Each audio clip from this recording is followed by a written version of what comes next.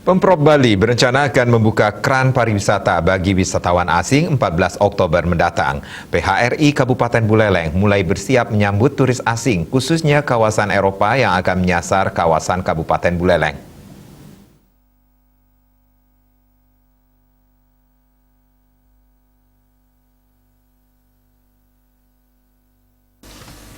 Beginilah kesiapan salah satu destinasi pariwisata di kawasan Pantai Lovina jelang dibukanya keran pariwisata pada 14 Oktober mendatang.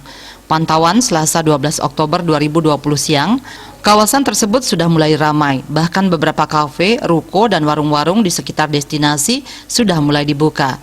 Ketua PHRI Kabupaten Buleleng Dewa Ketut Suardipe menjelaskan, Kabupaten Buleleng yang mengusung pariwisata berbasis kearifan lokal selalu paling ramai dikunjungi oleh wisatawan dari Eropa seperti Belanda dan Jerman. Untuk kesiapan jelang dibukanya pariwisata di Bali, pihaknya sudah menginstruksikan kepada jajarannya untuk selalu mematuhi protokol kesehatan bagi wisatawan asing yang akan berlibur. Bahkan sejumlah destinasi wisata hingga hotel untuk para turis yang akan menginap sudah dilengkapi dengan barcode peduli lindungi. Disinggung mengenai keputusan karantina bagi wisatawan asing selama 5 hari, pihaknya menyerahkan sepenuhnya kepada pemerintah Provinsi Bali. Ini adalah pasar-pasarnya Eropa. Tentu kita harus betul-betul berjuang sekarang. Ya, Astungkare tanggal 14 ini sudah dibuka bordernya bandara. Saya dapat info dari teman-teman, Desember dalam rangka Christmas sudah banyak yang booking.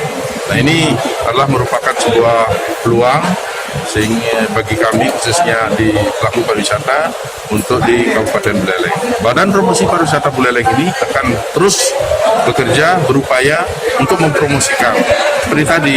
Jadi cara-cara untuk kita mempromosikan adalah tentu melihat pasar untuk Kabupaten Buleleng. Pertama adalah Kabupaten Buleleng itu pasarnya adalah Komang Yuda, Bali TV.